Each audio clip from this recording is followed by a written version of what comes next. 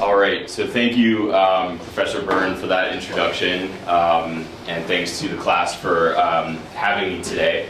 As you can see up there, or as I was introduced, my name is Beau Berman, and my goal today is to talk to you about how I went from being a college student with sort of a dream to have a career in the broadcasting industry, and went on to actually accomplish that, and the skills and sort of tools that helped me do it, and sort of the mindsets. Some of it is applicable, I think, to any career that you're looking to get into. And I'm also going to talk to you about, during that career, some of the exciting moments, some of the biggest stories that I covered. And then I will also delve into why I decided to give it all up and abandon that career. And thankfully, the skills, practices, mindsets, and tool sets that I utilized to sort of, as Professor Byrne alluded to, segue into a completely different career and have pretty much the same level of success. And just to be clear, I've also had a ton of failures. I won't talk about those as much. But so hopefully you find it entertaining or enjoyable or learn something. Obviously, I've learned a couple of you are interested in going into journalism. I applaud that. I think it's a great decision. I think for those of you who don't want to, that's also a great decision. I think there's a number of different paths you can take in life and have fun, be successful, and not have regrets of what you chose. So today I'll start by kind of giving you a little bit of my background. So I grew up in Pennsylvania, and from a young age was better at writing and talking. Yeah, I was located in Odessa, and going from Pennsylvania to Odessa was a big shift for me, right out of college. So I went to Penn State, and I majored in broadcast journalism and double majored international studies as well. And I wasn't 100% sure what I wanted to do. I think I was actually plagued by doubt of is this the right decision? I wasn't sure. I mean, there's just so many career paths you can take, and you haven't really experienced them yet. You maybe haven't done internships yet, or maybe you have and it went well or didn't go well. And so I was like, should I try to be a lawyer, maybe make more money? Should I try this journalism thing, try to become a TV reporter? Initially I wanted to be a sports reporter, do the ESPN news anchor thing. And then once I got to college and I joined the student TV station and some other clubs and things like that, and I was reporting from the Penn State football game down on the field. I sort of decided I didn't want to be a sports journalist because I liked sports too much and didn't find it fun to be missing parts of the game because I was writing my script, or had my face in the lens, or I saw my friends up in the stands having a beer, and I was like, man, I kind of want to be up there with them. So that was just, I decided quickly that, okay, this isn't for me, but I still like the journalism, the broadcasting aspect of it. So I think it was kind of an elimination, trial and error process in some sense. My senior year, let's fast forward, I applied to about 100 local TV stations across the country, from Alaska to local ones in Pennsylvania to Montana to Texas, California, everywhere. Back then, it's going to make me sound incredibly old, I'm 38, you actually still sent out VHS tapes, DVDs, and links at that point, but links were this sort of new thing, which is crazy. It was 2008, I mean the first iPhone had already come out, but that industry was a little bit behind, I guess. So I was literally going to the post office every day spring of my senior year with these VHS tapes, which had my demo reel. So it had videos of me basically being a fake reporter, sort of a real reporter. It was for my internship. So luckily I had gotten an internship at a CBS affiliate and an ABC affiliate, news affiliate in Pennsylvania and Pittsburgh. During college, I also worked as a waiter at an Italian restaurant. So I did a few different things, and then also in my communications classes, we had a student TV station. It was a lot of work, but it was a great thing to have done because then I was able to do some reporting for that class, and it was cool because we had an actual TV station that aired in 29 different small central Pennsylvania counties and some in New York. So I had some reporting stuff, some chops. It wasn't very good, but I think what they were looking for was potential. So I was mailing these things out. And then nobody was replying to me whatsoever. They don't even say hey, thanks for replying, but no, they just ignored me. I think 3 stations replied, maybe 5, and then 3 of them wanted to hire me, or at least wanted to give me an interview. 2 were in Montana, 1 was in this small West Texas town. Long story short, I ended up flying out to West Texas, got offered the job and took it. $24,000 a year. Woo! Oh my goodness, I'm ready to make it. But I viewed this as like grad school for me. This was going to be like, you go to grad school and usually you're paying for it. In this case, I basically was paying to have this job in some sense because I racked up sort of not a great amount of credit card debt because I just wasn't being paid enough to like pay my rent, pay for food, all stuff like that. Got a little bit of help from my parents, but and I was lucky. And that's actually part of the problem, I think, with the industry is that you have to have like at least be sort of like middle class to even afford to like take this first job.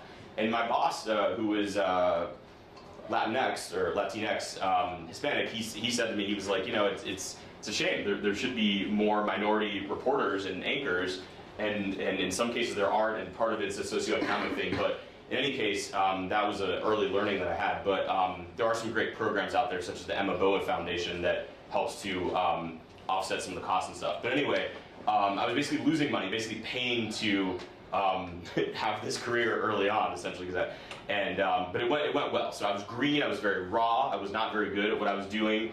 But I think they saw that I had like certain potential, and they just put you on air right away. So it's kind of funny the way media works, at least in the United States. I can't speak to other countries, but they will take a kid out of college and basically throw them on TV without having been on a real network, affiliate TV station before.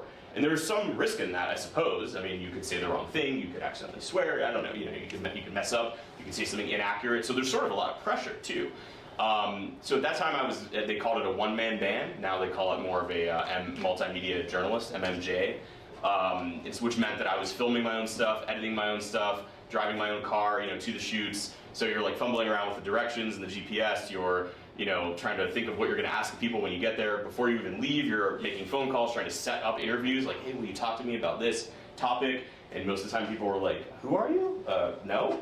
I'm in the middle of a workday. No, I don't have time for that." But occasionally you got lucky, and you kind of had to be like a salesperson, convincing them. A lot of convincing in that job.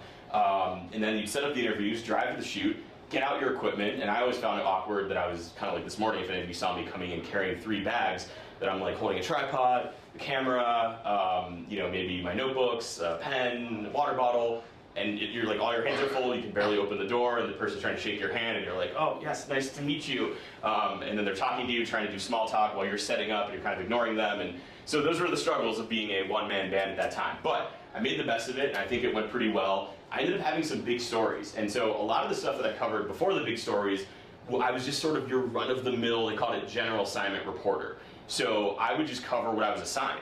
So I'd come in for this morning meeting at 8 a.m., my boss would be like, "Beau, what stories do you have?" And I was like, I just moved here. I have nothing. I don't know. I'm 22. I was on like Google News searching like Odessa, Texas, and not much was coming up. And I was like reading blog posts that like weird people made. I was really desperate for story ideas. And it was sort of this proving ground. Like they wanted you to come up with what they called enterprise stories, things that you found out in the community, brought back and said, "Oh, this is great. Let's tell the world about this." And I didn't have many. And it was kind of embarrassing. It was frustrating. But I worked on it. It was like a skill that I could craft. And there were some little things I could do. So one of the things was like wear my TV station hat whenever I go grocery shopping. And what I found is people would actually come up to me and be like, "Oh, you work for CBS 7, KOSA TV? Wow, did you hear about the issue down at the dump where they're having the recycling thing and it's broken and it's causing all the smells in the neighborhood, everybody's pissed off. Did you hear about that?" "No, I didn't. Has that been covered?" "No, it hasn't." "Oh, wow, well, great. Well, can I get your cell phone?" So you can see how that could lead to some stories. And it's local news, right? It's like these small nuisance issues that people in the community care about. If you don't live there, you don't give a shit, but if you do, you kind of do give a shit. And so I started getting stories then, and I started finding new ways to do it. And I was there for 3.5 years, and eventually, but I wasn't really doing what I loved quite yet because I didn't like these like kind of goofy sort of small potatoes local news stories. I wanted to either like make people laugh, like I wanted to be like a Stephen Colbert or Seth Meyers type of person, or I wanted to make like a deep impact in the world, like really help people uncover things, expose things. To me, that was like the exciting, heart-pounding journalism. And some mentors had also told me that that's kind of how you get paid too. Like if you ever want to make like a really lifetime career out of this, get paid over $100,000, you have to be different. You can't just be the person who goes out and covers, the unveiling of the new pandas at the zoo. Like anybody can do that. But if you're the person who has a unique skill set, like maybe you're bilingual and you report in Spanish and English, or maybe you're a really hard-nosed investigative reporter that other people just don't have the mettle to handle, because it takes research and hours and thought, and you have to have a specialty, basically. And I think a lot of careers are like that, right? Like, let's just say like the skill of video editing. Well, there's thousands. It's a great skill, but there's thousands of people, maybe millions in the world now, who can edit video. Whether it's on Adobe Premiere Pro, Final Cut Pro, CapCut, CubeCut, whatever. There's all these apps now, whatever it is. But many people can do it. But if you can edit video and you can write really well, now you've entered this next level where that's a smaller subset of people. Now imagine if you can film, edit, and write. Well, now you're a multi-skilled content creator here. And then imagine if you also have a good on-camera presence. So now you're talking about 4 different things, and that little pyramid of people in the world went from this wide to a lot narrower of people who can do that. And then if you're actually good at all those things, now you're at the top of that pyramid. So I think, whether you're an accountant who can also edit video, that can be something. And you see these people actually on TikTok, these people who are accountants or beauticians who have a good on-camera presence, who can edit, who can talk, who can write, and somehow they have these 2 million person followings, because they're combining skill sets. And so there's a book about this, but it's basically it's going to be really hard to be the best video editor in the world. I'm not that, certainly. Most people, it's so much competition. But if you can be top 20%, let's just say, and top 20% in 3 other things, now you're in this pretty small circle. And so that was one of the things I started realizing. So I really tried to pivot into investigative reporting, and I'll show you the first big. Well, so first I'll show you one of the funny stories that I did, or at least on the lighter side. This was something I did not do often, but it was something that I enjoyed if I had the opportunity. And so basically, this was a story where it was kind of a slow news day, and the producer said, "Hey, there's have any of you heard of the furries?" Yes, a few of you. Okay. So, can someone explain what they are? Yeah. People who dress like different animals, or may behave like different animals, or sometimes think they're different animals. Yeah, exactly. It's adults who dress up in animal costumes, sort of mascot style animal costumes with fur usually, and they get together and go to parties or go to a restaurant or each year there's an annual conference in Pittsburgh, Pennsylvania called Anthrocon, anthropomorphic, and there's sort of, so I'll leave it at that. I mean, there's even sort of a legend or assumption that maybe they're even having sex with each other. Nobody really knows, or maybe people do know, but it's not me. So anyway, I was assigned to go cover them, to go cover the conference and be a news reporter, because people see them downtown, and some people know what it is and others don't, and they're like, what the hell is this? So I was assigned to go cover this, explain what it is, and this is that story.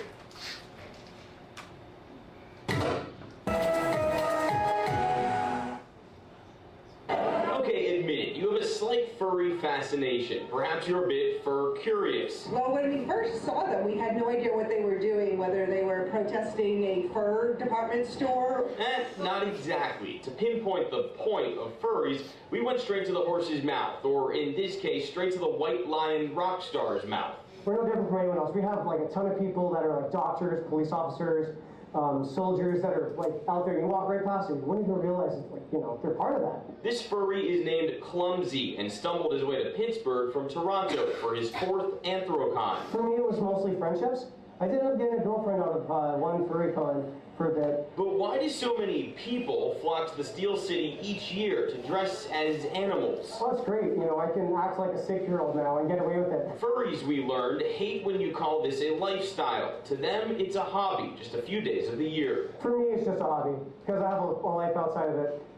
Some people are a little bit too much into it. A pricey hobby at that, Clumsy suit costing over $2,000. Did you make this? I mean, you didn't buy this on eBay? Oh no, I have a friend in Toronto that makes these for a living. When they're not in the convention, one place you'll find plenty of furries is here at Fernando's Cafe, which caters to Furry Nation, and you can even get a dog bowl special.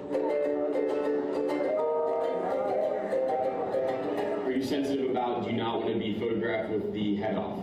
I definitely don't want my workplace finding out how I do this outside work and stuff like that, so just to keep it on the safe side. But make no mistake, Clumsy is pretty proud of his furry hobby. For the rest of us, furry watching isn't bad either. I've never been to Pittsburgh, and to see the furries has really just been super. From Furry Nation in downtown Pittsburgh, Beau Berman, Pittsburgh's Action News 4. Well, also,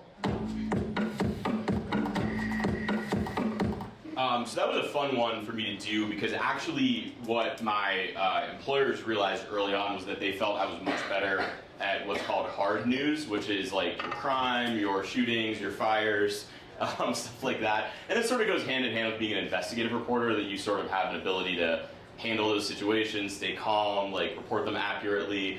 But I also thought this stuff was fun too, and I only did it a handful of times, maybe like I calculated it once, so in an 11-year TV career starting in Texas, then going to Connecticut, and then going to Pittsburgh, I did over 3,000 stories, separate stories. I really think I did like less than 10 that were sort of more on this lighter variety.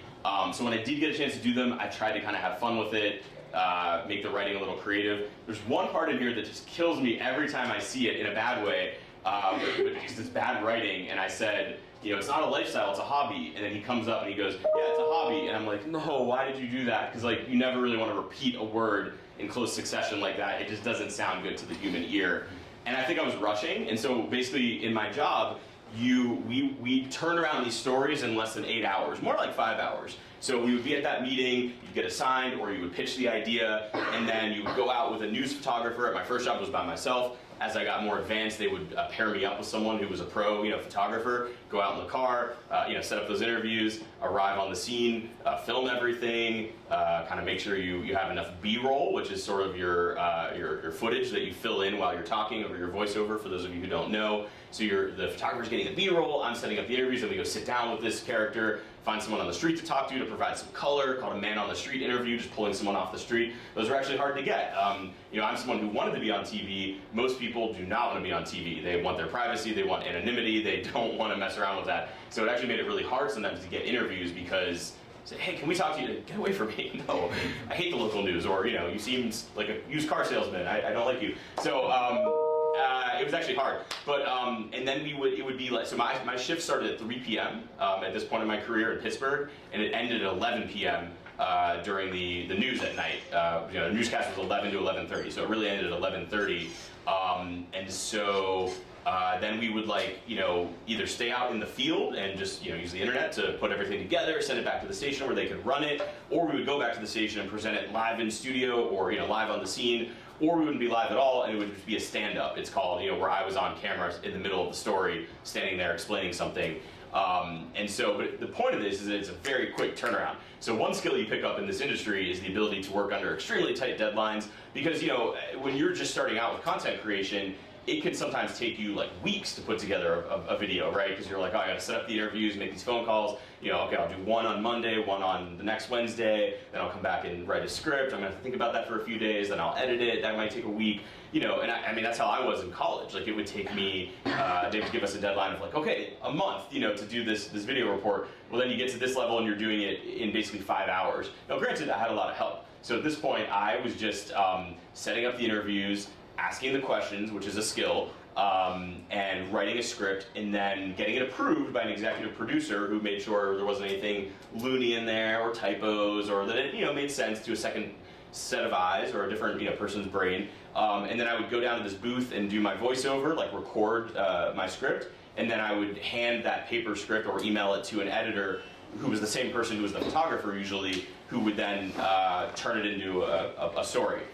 Based on, okay, like line 1, Beau's voiceover. Okay, then here we have a sound bite, and I would give a time code, 2413, Furry says this. And I would literally sit down and transcribe the entire interview when I came back to the office or was in the car after we filmed it. So people would sometimes be like, so, like, will we see this in the next couple of weeks? We'd be like, no, you'll see it like in 3 hours from now. And they were like, damn. So, that was something that I'm proud of, that we got pretty good at turning these things around really quickly. We had no choice. That's just the nature of the job. One of the skills that really helped me, or one of the things I think was a huge lesson that can probably apply to any career, was the fact that after I stopped being a one-man band or a multimedia journalist, I no longer had to edit my own video or film my own video. But I chose to keep paying attention, talking a lot with the photographers and editors, and even studying and doing some of my own editing and videography in my free time.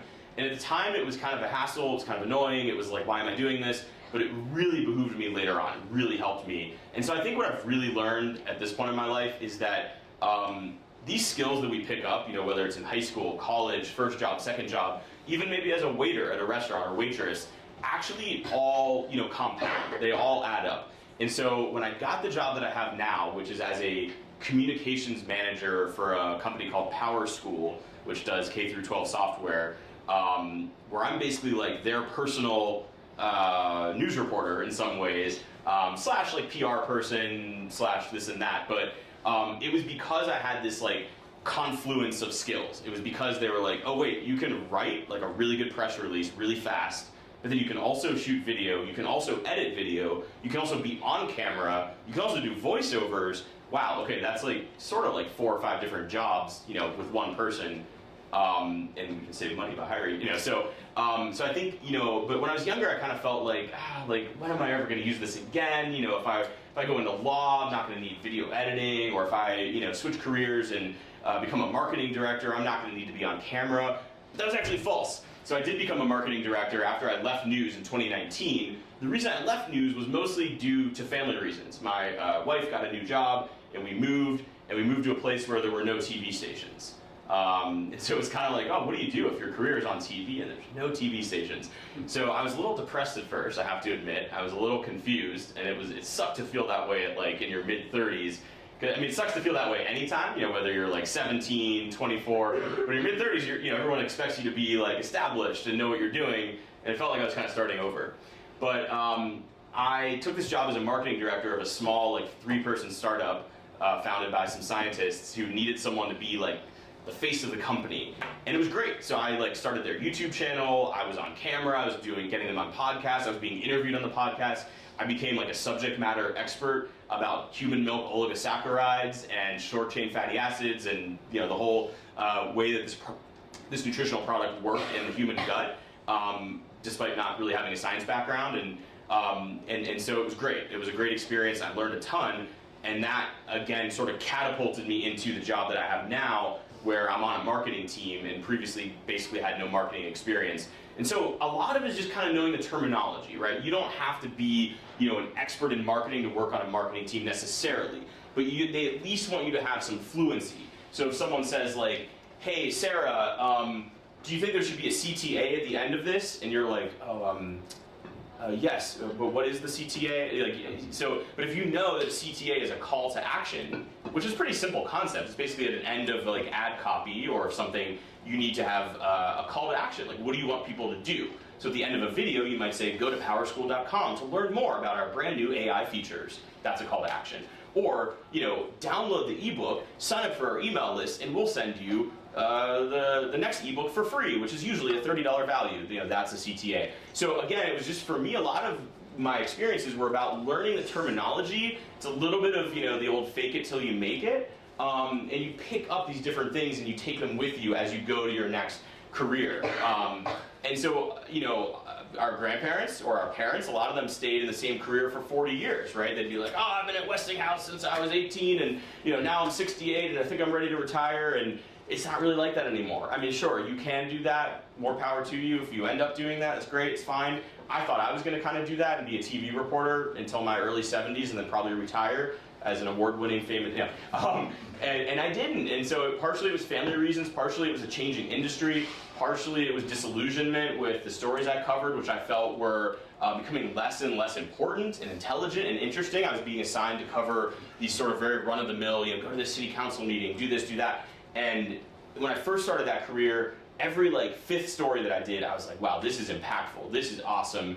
I feel so great about my career. And by the end, it was like 1 out of every 20 or 30. The rest just felt like, what are we doing? And as a reporter, I didn't have that much agency. I had some power. I could sort of, pitch a good story. But sometimes they would say no. They'd say, no, we don't want you to cover that. Go ahead and cover this. Or I'd be on the way to like a really important story, at least I felt it was. They'd be like, there was a helicopter crash. You got to go cover that. Which is like fair. I get it. I mean, I think part of that is news theory. It goes back to the days of medieval times where you had a town crier who would go out to the top of the castle and everyone's gathered around and they would say, okay, hear ye, here's what happened today. And they're going to talk about, maybe there's 3 things that happen. Maybe the hay crop is rotting due to a storm. Maybe the rations of drumsticks are running out in the cafeteria, and maybe someone got killed by an unknown suspect. They're going to talk about the person who got killed first, because that's like the most important thing in a culture, in a society.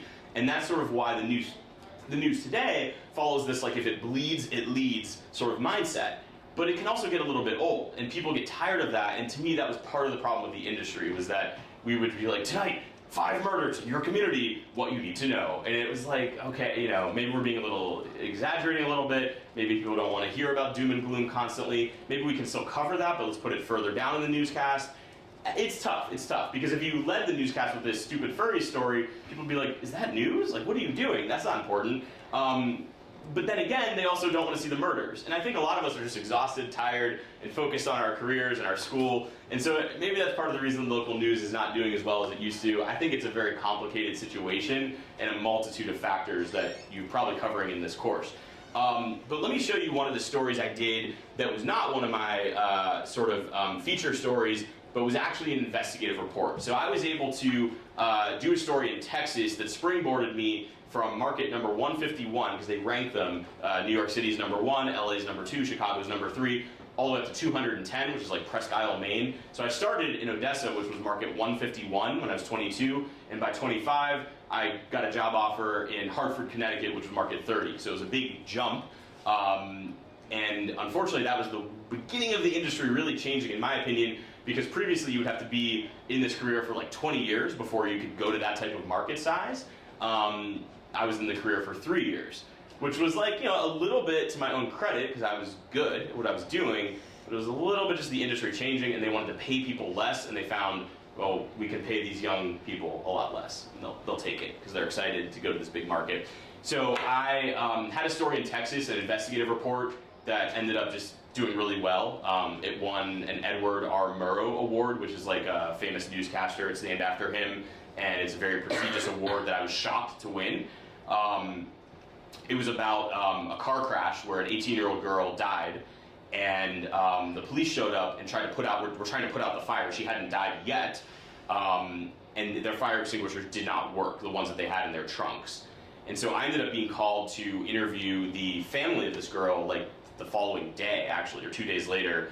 And I did this interview. It was very emotional. They initially didn't want to do it. I kind of talked them into it, which felt a little slimy. But they wanted to tell their story and memorialize her and make sure she wasn't forgotten. And then it was only at the end of the interview where the father called me aside and said, come here, look at this. And it was a burnt fire extinguisher tag label, like for the inspections. And it basically showed that they hadn't been inspected in years.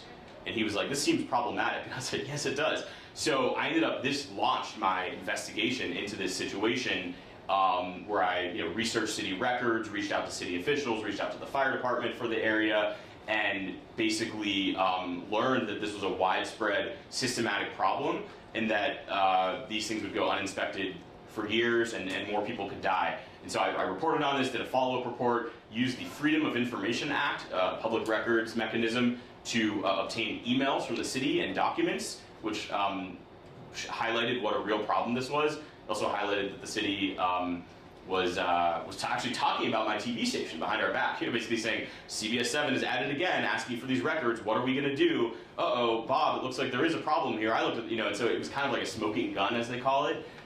So it actually, a local lawmaker saw the story after it aired on TV and decided to propose a new bill for the state of Texas that would fix this problem, making it illegal to not have these things inspected. There's a big loophole that existed, and so it got fixed thanks to this story. So that sort of propelled me to my next job, where I got really into the investigations. And so this next report is an investigative report about a teenage girl who had a rare disease. Ended up going into the hospital for treatment, and the hospital said, no, we don't think you have that disease. We think that your parents are abusing you, and we're not going to let you go, because if we give them back, if we give you back to your parents, they're going to keep hurting you. And so this report ended up also winning an Edward R. Murrow Award for continuing coverage, because I ended up doing like 40 reports on this topic. This is the very first one that basically broke the story of this girl and her plight on November 18th, 2013. It went on to later, I was the first person in the world to cover it. It later went on to be covered by People magazine, the Wall Street Journal, a number of different outlets, the Rolling Stone magazine, etc. So I will go ahead and play this one now without further ado. Being baffled and heartbroken. After a long history of medical problems, a West Hartford teenager is now trapped inside a hospital with no way out. Fox Connecticut's Beau Berman spent the past several months looking into this emotional 9-month-old custody battle. Last December, Justina Pelletier was an active 15-year-old girl, skating, laughing, spending time with her family. But just 2 months later, a nightmare. Look what I got. Just 3 favorites alone. Like I said, it's beyond any wildest nightmare that you could think of. It's the most bizarre situation I've ever sort of been involved with. Justina was diagnosed with mitochondrial disease a few years ago. It's a genetic disorder that can cause loss of muscle coordination and weakness. Despite that diagnosis, she lived a normal life. But last February, she also got the flu and was admitted to Boston Children's Hospital to see her specialist. Almost immediately, a different team of doctors delivered a different diagnosis, questioning the original diagnosis of mitochondrial disease. They came in and they said, we cannot take Justina out of the hospital. They called DCF. They said Justina had somatoform disorder. In short, they were saying she suffered from a mental illness, not mitochondrial disease. Her parents, Lou and Linda Pelletier, were escorted out of the hospital by security, and within 4 days, they had lost custody of Justina. It is kidnapping. Back in Connecticut, Dean Hokinson has been Justina's psychologist for the past 5 years. They were actually being accused of being too active in pursuing healthcare matters for their child. Boston Children's Hospital refused to comment about the case to Fox Connecticut, but these internal discharge documents provide insight into why the hospital called DCF.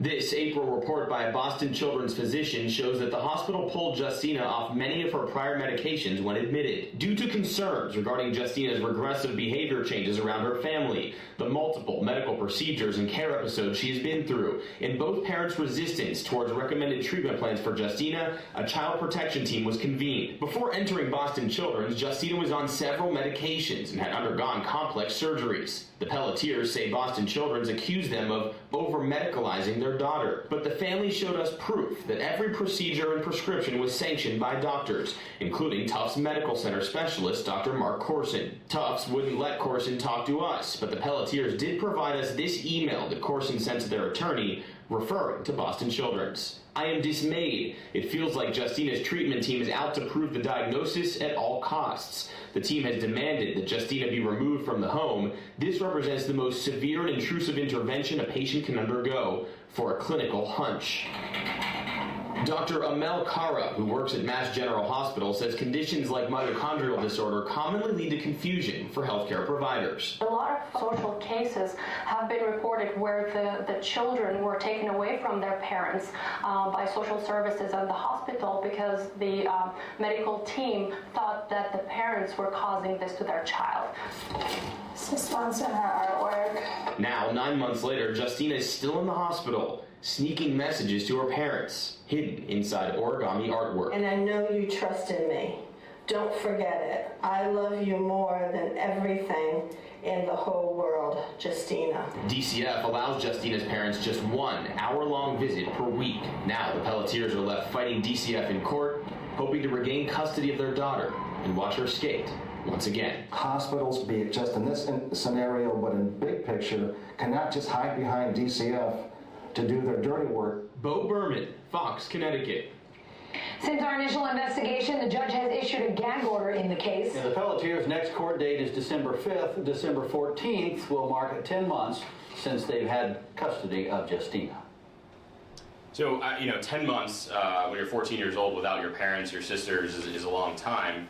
But it might be a good thing if they're forcing you to get weird surgeries that you don't actually need and they're having doctors cut you open and things like that. So this is a really tough story, right? Because, on one hand, either we have parents who are criminally over-medicalizing, Munchausen's by proxy, abusing their poor, sweet daughter, or you have a hospital system who is kind of overzealous and maybe a little competitive with another famous Boston hospital and butting heads over a diagnosis and sort of know-it-all, whatever, but you have something weird going on in either scenario that's pretty unusual. And so to me, that's what I looked for in telling stories, was the unusual, right? And so there's a sort of a lesson I was taught in journalism school of what makes a good story, and a really simple framework for that, or mindset, is this story a dog bites man type of story, or is it a man bites a dog type of story? And so what that means, or what that meant, was almost every day somewhere in America, a dog bites somebody, right? And it's kind of sad. It's, it could be a news story, potentially. It might be a small thing in the newspaper, or a blurb online or on TV, and you might feel bad for that person, but then you might just glance at it and move on with your life. It's not that unusual. But if you hear a story about a man in downtown Ithaca who's on all fours, who's biting people's dogs, well, that's something you might stop and actually read. Put down your coffee, talk to your friends about it, tell your parent, whatever. So that was sort of the litmus test of like what makes a story. So in this case, I was like, this is very unusual. This is definitely man bites dog. This is strange.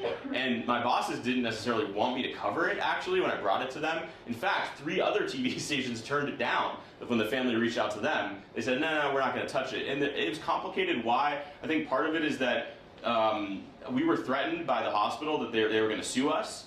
Also, people were like, are these parents legit? Like, are they telling the truth? And to me, that people weren't looking at the big picture. It didn't matter if they were telling the truth, because even if they were lying, we had them on camera. We had exclusive interviews with the liars, with the criminals, which is a good get in the industry. So there were a number of reasons. Also, it required a lot of work, a lot of hard work, a lot of travel. We had to go to Boston. I was based in Connecticut, so that's a 2-hour drive, and we went multiple times. It was a big investment, but it was worth it to me. It was a big story. And they ended up doing, somebody, Peacock, the NBC streaming service, reached out to me 3 years ago and said, hey, we're going to do a documentary about that case that you broke 10 years ago. And I was like, what?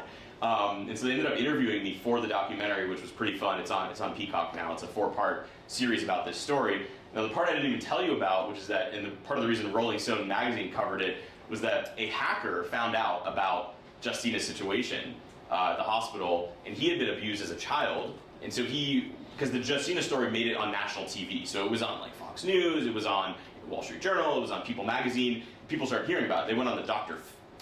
Phil show. I don't know if you guys have heard of that, but basically this guy heard about this and was like, I feel so bad for this girl. I'm going to do whatever I can to help her. So first of all, this group called Anonymous got involved, which is like a collective of hackers.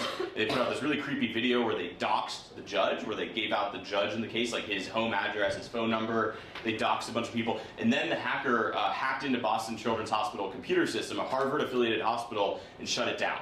And so they could not receive donations for a month. They said they lost like $250,000 in potential donations.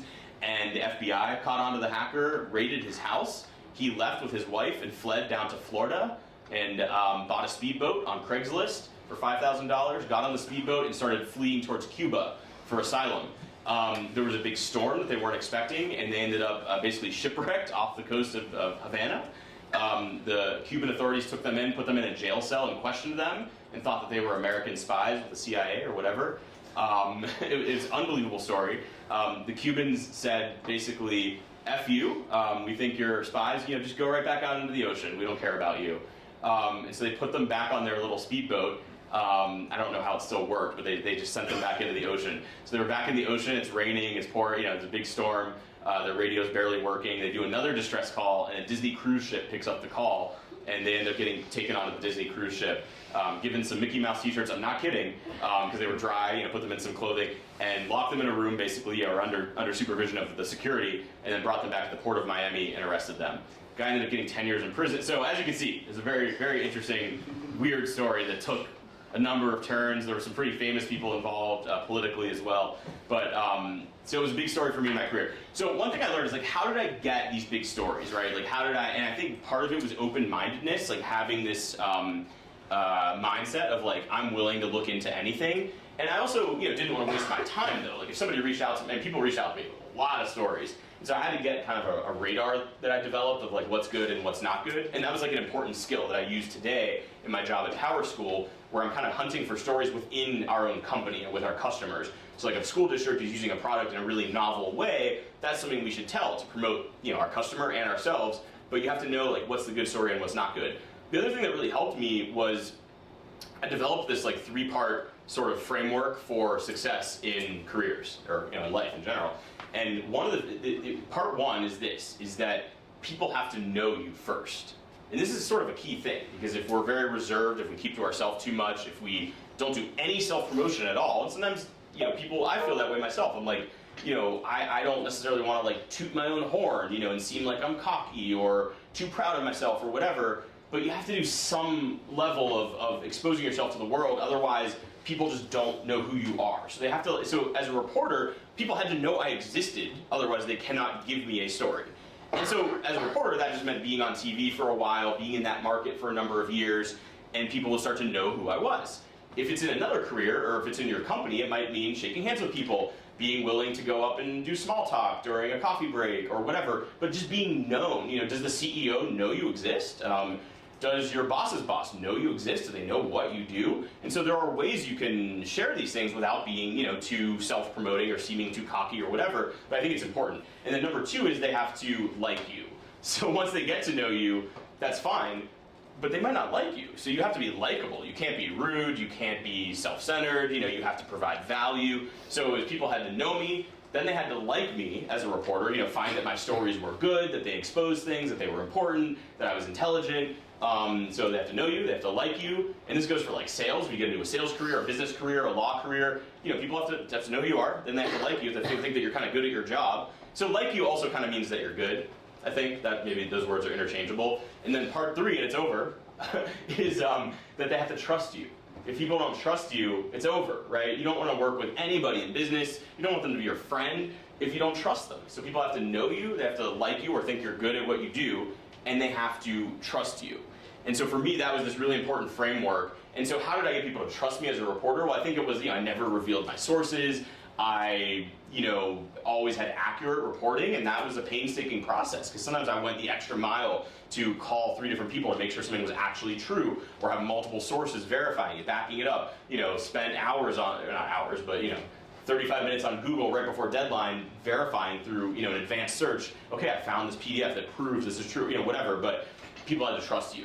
So I think for me, those are some big frameworks. So I'll open it up now to questions for you guys. We have some time left, actually, a good amount of time, 25 minutes. I have some other stories I can play, or we can do questions, so it's a little bit of choose your own adventure here. So any questions about either the furry story or the person in the hospital story? Do you know what happened to the girl in the hospital? I do, yeah. In large part, I do. So she lived, she's alive. She's back with her family now. She's like 23 or 24 years old, lives in Connecticut. So she ended up getting released from she got transferred to like an intermediary facility first, in large part due to public pressure of the news reporting and the story getting out, which could be good or bad. Maybe she should have still been in the hospital, but she ended up getting transferred to a youth home thing at first, and then they ended up sending her back to her home with her parents. And the parents later on filed a civil lawsuit against the hospital, claiming that you never should have done this, you caused her damage, and they lost that civil lawsuit. Some experts were brought in, and it was basically determined that the situation was still unclear, but there was not a preponderance of evidence showing that the hospital did something that wrong, that they felt that the jury felt that they were acting in good faith. This is all detailed in a 4-hour documentary that is on Peacock, so it's hard to explain in 30 seconds, but that's the gist of it. It's the crazy story of my life in the sense that usually I had a really good knack or hunch for knowing, like, okay, this person's telling the truth, this person's lying, even though I have to report the story straight down the middle, I know who's lying here and who's telling the truth, and I'm going to kind of show that through my reporting. I'm not going to say, I support this person, I support, but like, I know what's going on here. Almost every other story in my, 11-year career, this one, I was like, what is going on here? Who is telling the truth? I really don't know, because there was evidence on both sides that seemed very sketchy, you know, and there's stuff I didn't even tell you about, but basically other families came forward. Like, our son was in that hospital, and they put him in a locked unit called Beta 5, and we're doing psychological tests on him. We never gave permission for that. We said we want him home now, and they wouldn't give him to us for 2 months. And there were you know, a lot of stories like that. So it was like, well, damn, you know, maybe this is a problem. Maybe this is some sort of like research system. You know, I don't know, but it there was evidence on both sides. So it's a fascinating case. And there's actually like another story on Netflix now called like, not Free Maria or something, but there's like a very similar story that someone told me about last semester on Netflix. So there are other instances of this, and it's pretty complicated. Other questions?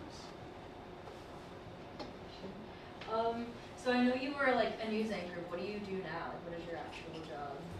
Yeah, so that's a good question. So so now, so I went from news anchor. I left the news business in 2019, mostly because of the situation with my wife and moving here. And I also realized that a lot of the successful, like really successful reporters who I was friends with in the industry, who went on to be on national news, who I still loosely keep in touch with today, well, some of them ended up divorced. You know, it was a lot of travel.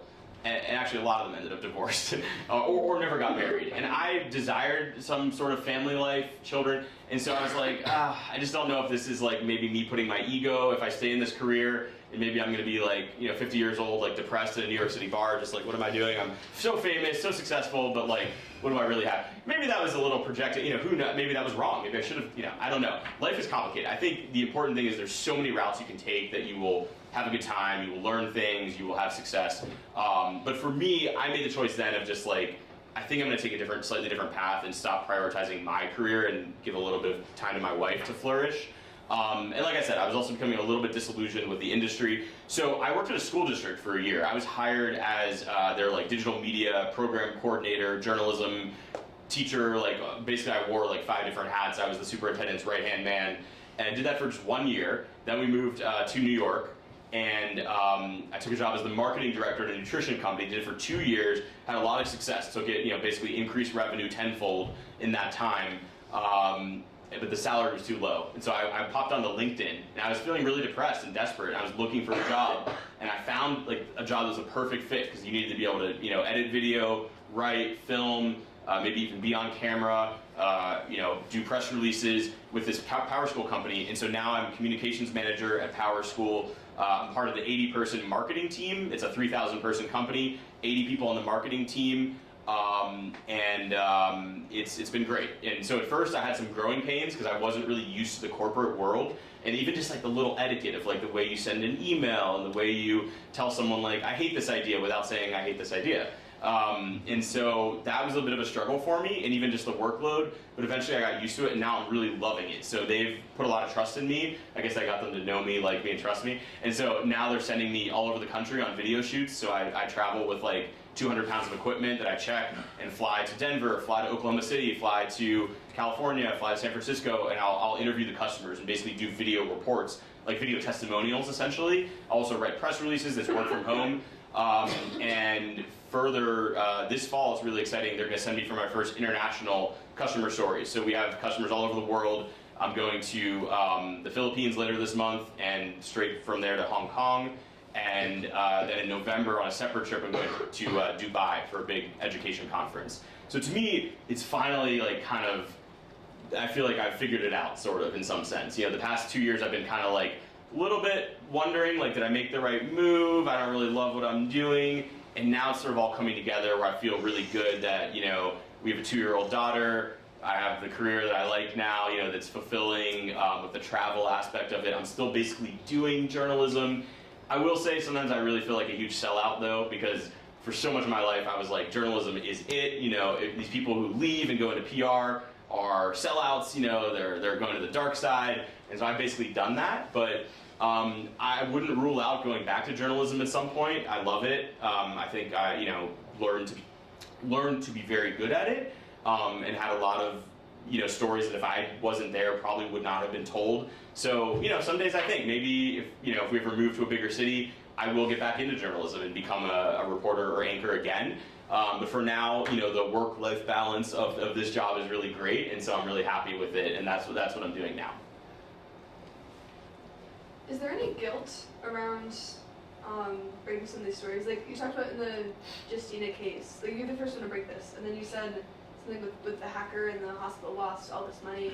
And you said you didn't know, like you had a hard time figuring out who was lying and who was real. So in that, like in some of that doubt and insecurity, is there any guilt with that? Like, oh, maybe I didn't do this process. That's a good question. You know, I never really thought of it that way, of like, you know, some of the negative consequences of the story. Like, had I not told the story, maybe some bad things would not have happened. So I like your perspective there, or at least the, you know, probing that question. So the short answer is no. I never had guilt with that. And I think the reason is because it's a little complicated of an explanation, but basically, like I told you, a number of TV stations turned down that story. The family went to them, other local stations in Connecticut, and the stations were like, no thanks, we're not going to cover this. I ended up liking it a lot, heard about it, you know, really pushed my boss on it, and we did it.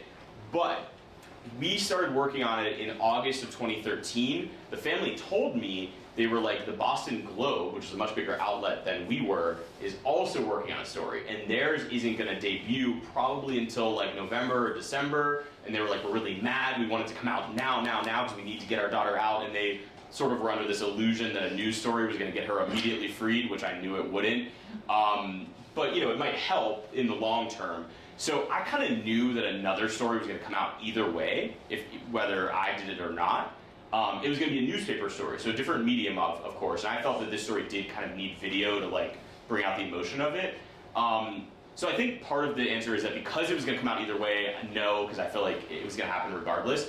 And also, like we can't really control, you know, what happened. I mean, this guy might have found out about it another way, or you know, so that kind of gets into the chaos theory. You know, you push over this domino, and then it pushes over this one, you know.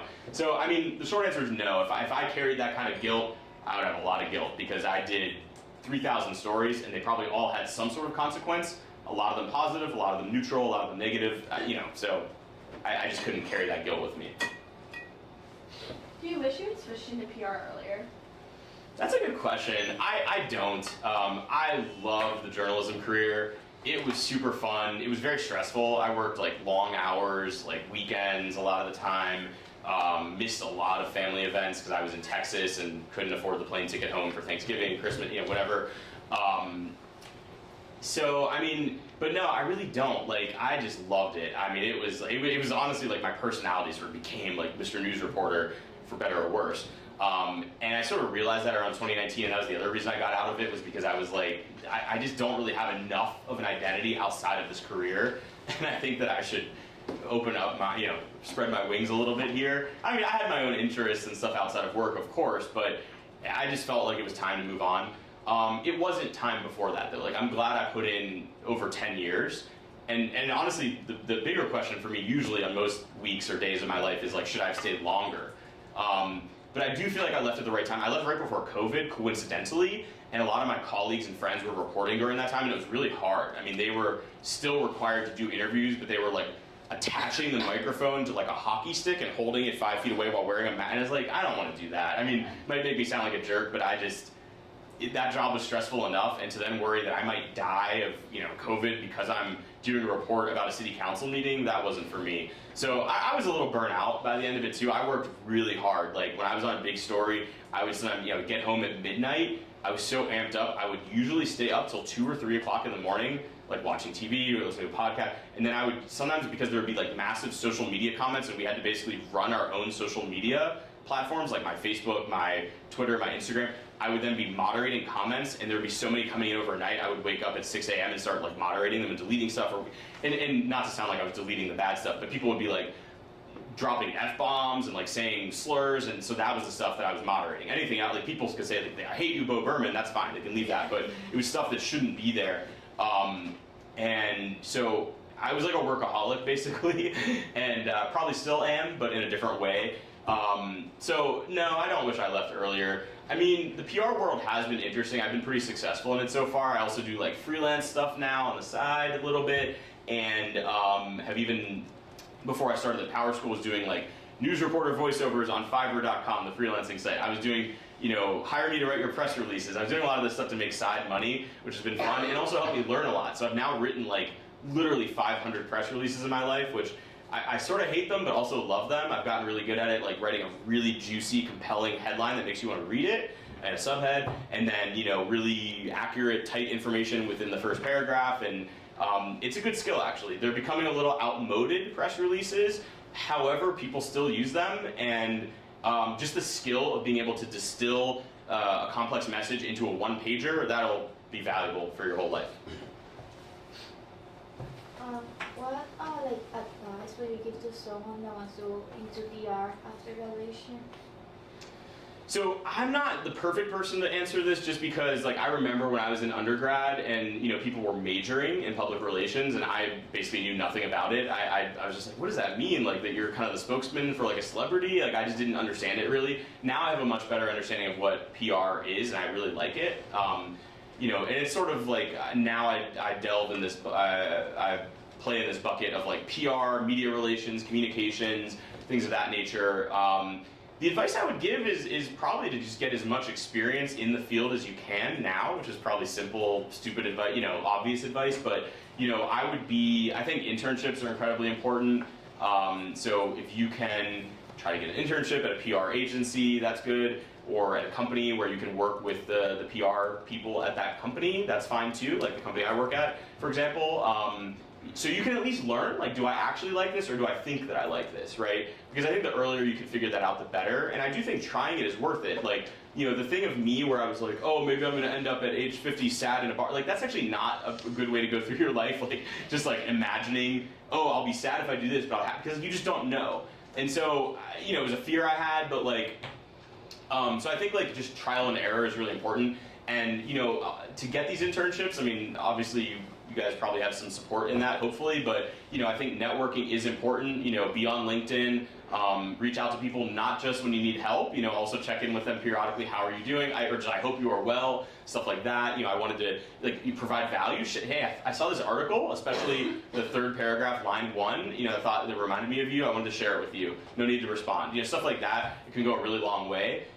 You can follow people on LinkedIn now, like you don't have to connect with them, you can just follow them and comment on their posts. And so I just think like trying to get an internship, and if you can't get an internship, then kind of trying to reverse engineer something, like maybe even get a temporary position at a newspaper where you can work, you know, with someone who does a column that somehow overlaps with PR. Yeah, so something like that.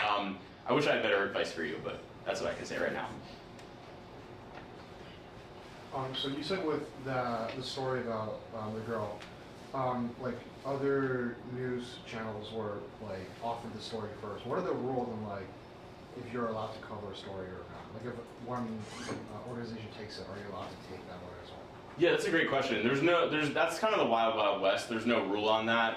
However, most stations want the like exclusive on something like that. So once someone else takes it, they would probably back off and be like, oh, that's their thing. They're covering it because we're going to look like we're kind of copying or second to the party. Second, you know, if we cover it now. However, this one ended up becoming so big that it almost forced everybody's hand. So it was a major victory for me, at least like on a personal level, because these stations all turned it down. Then I covered it, and it became national news. It was happening in their backyard, so to speak, and then they sort of had to cover it because it was like if they don't, they're ignoring it. And it became like everybody in the state knew this girl's name, like after a few months. Like it was like a known thing. She was on like the cover of the Boston Globe, cover of the Hartford Courant newspaper. So like it sort of forced their hand. But generally speaking, if it was like a smaller scale story, usually it's the first one to the punch. The other factor is a lot of times you kind of broker a deal with the family a little bit. So the family will be like you'll be like, we'll do the story, but like you have to kind of just talk to us. Now, I hated doing that because it felt really slimy and kind of unethical, but a lot of reporters would do that. They'd be like, hey, yeah, we'll do the story, but like, you're only going to talk to us, right? Like, you're not going to talk to the other stations. Because it was super competitive, right? Like, I would show up to scenes of crimes, and every station's there. And they're all trying to get an interview with the police chief. And sometimes he or she would just pick the reporter they liked the most. And it was like, oh my God, so what am I going to do now? I don't have the info. I don't have an on-camera interview. Like, I have to wait for the email to come in 4 hours from now with the detail. You know, so like, it was very, very competitive of like who gets it on TV first, you know, and that has its pitfalls, right? Because like accuracy it can decline if you're trying to rush things on air. So it was a delicate balance. I'm a super competitive person, if you can't tell. So it was something that did come into play quite a bit. just another follow-up. So is this like a legal thing or is this like an unspoken rule? The thing about which stations can cover it? Yeah. Oh, it's an unspoken rule. Okay. Yeah, no, I mean, it's not like a copyrighted thing. It's like a wink and a nod or like handshake agreement, but it's definitely not a legal thing. I saw that you had 2 other really interesting stories up on your slides, and I was wondering if you could speak to those. Yeah, do you remember which ones those were? The Sandy Hook. Yeah, so let's see, we have like 7 minutes left, which is good. So yeah, so in 2012, so in 2011, I made this jump from Texas to Connecticut. It's a big jump, and so I was in Hartford, Connecticut, and I was off on a Friday one day, and I was getting my hair cut, and I got a text from somebody, and it was like, "Did you hear that there was a some kids had been shot at an elementary school?" And I was like, "No, did not.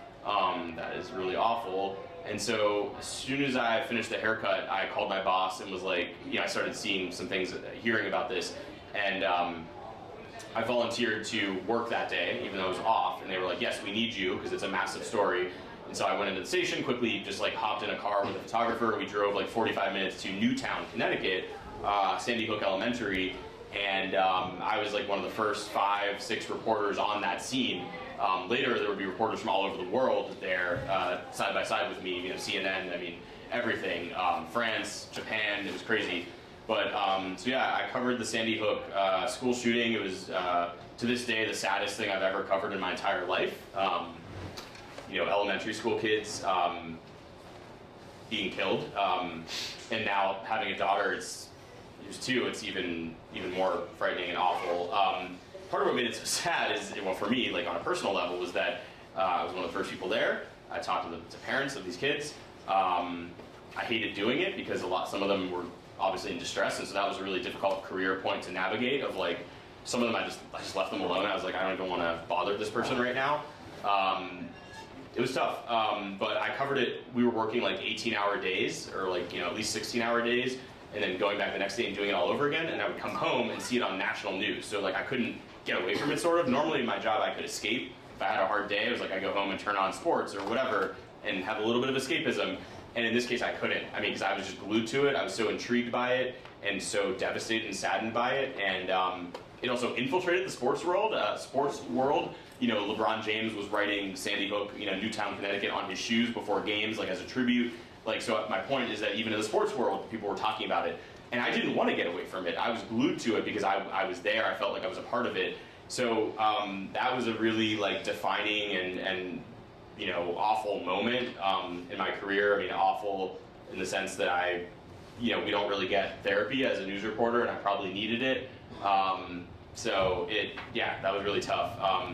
And then, maybe a little bit of a comment on the state of our society, but I ended up at another mass shooting, being one of the first reporters on the scene. So at the Tree of Life Synagogue in Pittsburgh, Pennsylvania, 2018, I was back in my hometown reporting, and I was off that day too. I was playing soccer actually at about 8 a.m. that morning with a friend who, ironically, I'd gone to his bar mitzvah at this exact synagogue like 30 years earlier, 20 years earlier, but I found out, I was like all sweaty and get this phone call and found out there's a guy with a gun at a synagogue.